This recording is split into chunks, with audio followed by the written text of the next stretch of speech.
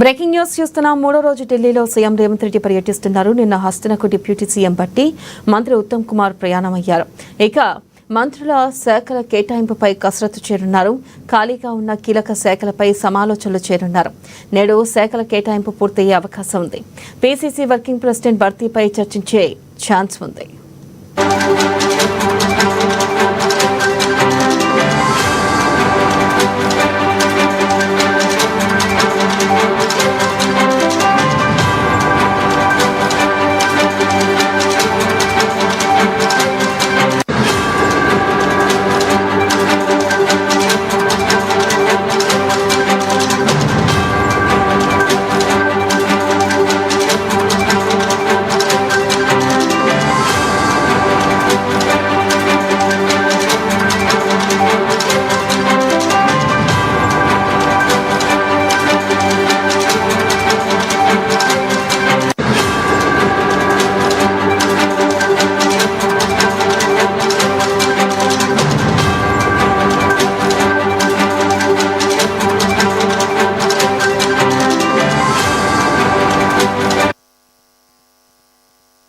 Breaking news చూస్తున్న మూడో రోజు ఢిల్లీలో సీఎం రేవంత్ రెడ్డి పర్యటిస్తున్నారు. నిన్న హస్తనకు డిప్యూటీ సీఎం బట్టి మంత్రి ఉత్తమ్ కుమార్ ప్రయాణమయ్యారు. ఇక మంత్రుల శాఖల కేటాయింపులపై కసరత్తు చేయనున్నారు. దీనిపై మరింత సమాచారాన్ని మా ప్రతినిధి రమేష్ అందిస్తారు. రమేష్, మంత్రుల శాఖలకు సంబంధించి ఢిల్లీలో మంత్రాలు కొనసాగుతున్నాయి. వెన్నెల ఇదే అంశానికి సంబంధించి నిన్న డిప్యూటీ సీఎం బట్టి విక్రమార్కతో పాటు మంత్రి ఉత్తమ్ కుమార్ రెడ్డి కూడా ఢిల్లీకి చేరుకున్నారు. మొన్న 2 రోజుల నుంచి జాతీయ ప్రధాన కార్యదర్శి కేటీ వేణుగోపాల్ తో పాటు రాహుల్ గాంధీ అట్లాగే మల్లికార్జున్ ఖర్గేతో కూడా సీఎం రేవంత్ రెడ్డి భేటీ అయ్యారు. మంత్రులకు కొత్తగా బాధ్యతలు చేపట్టిన అడ్లూరి లక్ష్మణ్, వివేక్ వెంకటస్వామి అట్లాగే వాకిటి శ్రీహరికి ఏ శాఖలు కేటాయించాలనే అంశంతో పాటు అప్పటికే ఉన్నటువంటి పోర్ట్ఫోలియోలు ఉన్న మంత్రులకు సంబంధించి కొన్ని శాఖల్లో మార్పులపై కూడా అధిష్టానంతో చర్చించారు. ఈ చర్చ జరిగిన తర్వాత బట్టి విక్రమార్కకు అయితే ఏఐసీసీ నుంచి ఫోన్ వచ్చింది. అయితే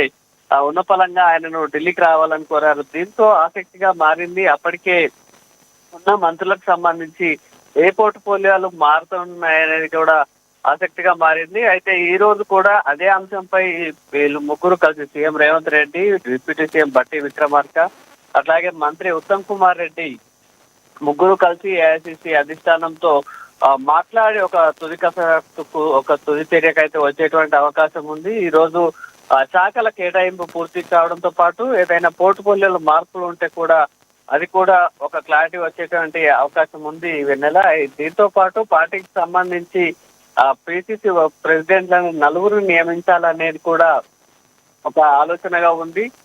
దీనిపై కూడా ఈ రోజు చర్చించి నిర్ణయం తీసుకునే అవకాశం ఉంది. Vennela. Right Ramesh, thank you.